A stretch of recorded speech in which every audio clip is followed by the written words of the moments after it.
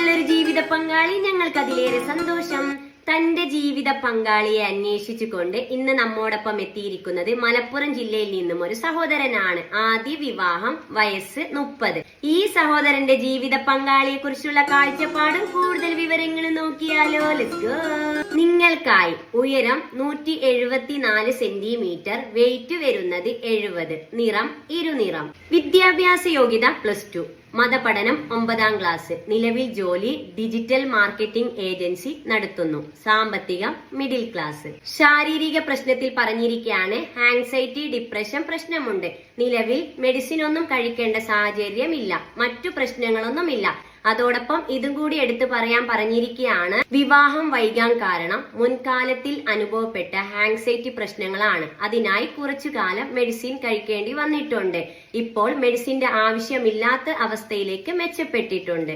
പങ്കാളിയെ കുറിച്ചുള്ള കാഴ്ചപ്പാടിൽ പറഞ്ഞിരിക്കുന്നത് എന്താണെന്ന് നോക്കാം. ദീനിബോധമുള്ള പങ്കാളിയായിരിക്കണം. പങ്കാളിയുടെ പ്രായം 25 വരെ ആകാം.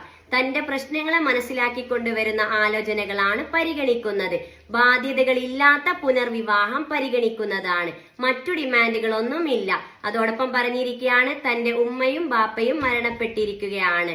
പരിഗണിക്കുന്ന ജില്ല പ്രശ്നമല്ല എന്നാണ് പറഞ്ഞിരിക്കുന്നത്. നിങ്ങൾ ആദ്യമായിട്ടാണ് ഈ ചാനൽ കാണുന്നുവെങ്കിലും ഇത് നിങ്ങൾക്ക് ഉപകാരപ്പെടുമെങ്കിലും സബ്സ്ക്രൈബ് ചെയ്യുക, ലൈക്ക് ചെയ്യുക, താഴെ കാണുന്ന ബെൽ ബട്ടൺ എനേബിൾ ചെയ്ത് നിങ്ങളുടെ ജീവിത പങ്കാളിയെ കണ്ടെത്തുക. ഈ ആലോചനയെ മുന്നോട്ട് പോകാൻ നിങ്ങൾക്ക് താല്പര്യമുണ്ടെങ്കിൽ തീർച്ചയായും ഞങ്ങളെ കോൺടാക്ട് ചെയ്യുക. ഇവരുടെ ഡീറ്റെയിൽസ് നിങ്ങൾക്ക് കൈമാറുന്നതാണ്. അതുപോലെ എന്താണ്, അതെ, ഇതുപോലെ നിങ്ങളുടെ പരസ്യം ചെയ്യുവാനായി ഞങ്ങളെ കോൺടാക്ട് ചെയ്യുക. തീർച്ചയായും നിങ്ങളുടെ പരസ്യം ഞങ്ങൾ ചെയ്തു തരുന്നതാണ്. ഇതൊരു മാട്രിമോണിയോ വിവാഹ ഗ്രൂപ്പോ അല്ല. നമുക്കിടയിൽ സാമ്പത്തിക പ്രശ്നങ്ങൾ കാരണം മറ്റു പല കാരണത്താൽ തന്റെ വിവാഹ ജീവിതം വൈകിയവർ, ആദ്യ വിവാഹം, പുനർവിവാഹം. ഇവിടെ പ്രായമോ പണക്കാരൻ എന്നോ പാവപ്പെട്ടവനോ എന്നില്ല. എല്ലാ മതവിഭാഗത്തിൽപ്പെട്ടവർക്കും തന്റെ ജീവിത പങ്കാളിയെ കണ്ടെത്താം. ഞാൻ നിങ്ങൾക്കിടയിൽ ഒരു വഴി